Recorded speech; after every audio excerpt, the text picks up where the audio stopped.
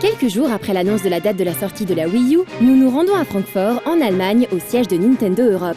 Objectif de cette journée, découvrir plus en détail les jeux du lancement de la nouvelle console de Nintendo qui sortira, on le rappelle, le 30 novembre prochain. Et l'un des titres les plus mis en avant lors de cette présentation est Nintendo Land, cette compilation de 12 mini-jeux qui sera incluse dans le pack premium de la console. On connaissait déjà plusieurs de ces attractions, mais cette journée a permis d'en essayer de nouvelles, jusqu'ici inédites et au style différent. À commencer par Metroid Blast, un jeu de tir dans l'univers de Metroid. S'ils jouent en coopération, les joueurs doivent venir à bout de vagues d'ennemis dans une arène. Le joueur tenant le gamepad a un avantage, puisqu'il dirige le vaisseau de Samus Aran.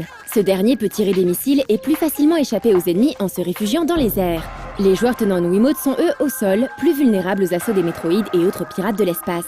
Le vaisseau et sa puissance de feu supérieure doivent donc fréquemment leur venir en aide. En face à face, c'est le contraire. Les joueurs au sol doivent venir à bout du vaisseau, qui est là désavantagé par sa lenteur et sa maniabilité plus délicate. Metroid Blast est donc un mini-jeu plutôt tactique, assez nerveux et très fun à plusieurs.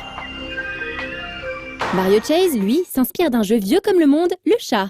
Un joueur, celui qui contrôle le gamepad, doit échapper à ses poursuivants en se cachant dans une arène. Les autres joueurs se lancent à sa poursuite dans un temps imparti. Pour l'attraper, ils devront obligatoirement communiquer, dire par exemple le dernier endroit où ils l'ont aperçu, ou encore comment lui barrer la route. De son côté, le chat a une vue beaucoup plus étendue sur son gamepad. Il connaît la position de chaque joueur et peut bouger en conséquence. Un concept tout simple mais terriblement drôle et très accessible. Était également montré Pikmin Adventure. Dans ce mini-jeu, 4 joueurs déguisés en Pikmin doivent coopérer avec Olimar, contrôlé par le joueur au gamepad. Celui-ci peut lancer de plus petits Pikmin pour attaquer, ou carrément appeler les autres joueurs pour les lancer et faire un maximum de dégâts. Les 4 joueurs, eux, peuvent donner des coups de tête pour se défendre. Comme dans les jeux Pikmin, monstres, boss et éléments du décor viennent perturber la promenade d'Olimar, qui devra réagir vite et bien pour que lui et ses Pikmin ne finissent pas au tapis. Enfin, la dernière attraction de Nintendo Land présentée était Balloon Trip Breeze, qui s'inspire de l'illustre Balloon Fight sur NES.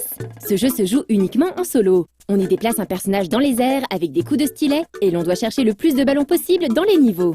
Toute la difficulté est dans l'obligation de regarder 2 écrans. Sur celui du gamepad, la vue est réduite autour de son personnage, mais il faut se servir de l'écran tactile pour se débarrasser d'ennemis volants ou faire disparaître certains éléments du décor. Sur la télévision, la vue est au contraire beaucoup plus large. Tout l'art de Balloon Trip Breeze est donc d'alterner entre les 2 écrans pour avancer sans encombre. Tout comme les autres jeux en solo de Nintendo Land, Balloon Trip Breeze s'oriente plus vers le challenge et la recherche du meilleur score possible. Bref, Nintendo Land est à l'image de Wii Sports à son époque, une vitrine des possibilités de la Wii U et du gamepad.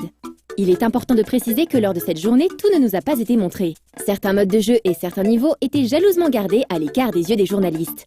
Nintendo Land pourrait donc être plus riche qu'il n'en a l'air.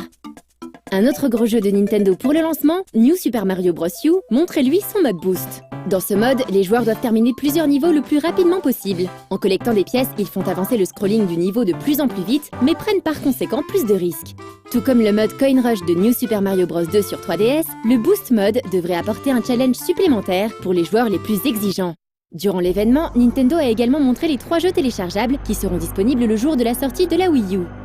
On a ainsi pu découvrir Nano Assault Neo, le nouveau jeu du studio Shinen, un vieil habitué du WiiWare. Il s'agit d'un shoot'em up qui peut se jouer seul ou à 2. Son point fort, sa réalisation de haute volée et son gameplay nerveux. Le joueur se déplace sur des niveaux en forme de cellules, dont 16 seront disponibles dans le jeu final. Constamment sous le feu ennemi, il peut répliquer avec des pouvoirs supplémentaires, comme des satellites inspirés de R-Type, dont on peut orienter le tir via le gamepad. Beau et fluide en toutes circonstances, Nano Assault Neo nous a fait forte impression. Seul inconnu pour l'heure, le prix du jeu à sa sortie. Tokitori 2, lui, est un titre graphisme tout mignon, mais sous cet aspect enfantin se cache un jeu de réflexion exigeant. Le personnage que l'on contrôle, un oiseau tombé du nid, ne peut pas voler et peut à peine sauter. Pour avancer, il doit par exemple se faire porter par des oiseaux ou voler dans des bulles soufflées par un crapaud. Le 30 novembre sera également disponible en téléchargement Train 2 Director's Cut, déjà sorti sur d'autres plateformes l'année dernière. Cette version Wii U garde les graphismes somptueux qui ont fait la renommée du jeu et inclura quelques niveaux inédits pour justifier sa ressortie. Le gamepad de son côté facilite la prise en main. Par exemple, on peut tracer les plateformes du sorcier directement sur l'écran tactile, toujours plus précis qu'un stick analogique. Aux côtés des jeux téléchargeables, de nombreux jeux d'éditeurs tiers étaient enfin jouables. Tekken Tag Tournament 2 montrait par exemple son mode champignon, un type de combat exclusif à la console de Nintendo où les 2 combattants peuvent absorber des champignons pour atteindre des proportions gigantesques. Un peu moins originales, les versions Wii U de Mass Effect 3, Darksiders 2 ou Assassin's Creed 3 se contentent d'elle d'une gestion de l'inventaire via le gamepad ou des remplacements de son équipe dans le cas de NBA 2K13.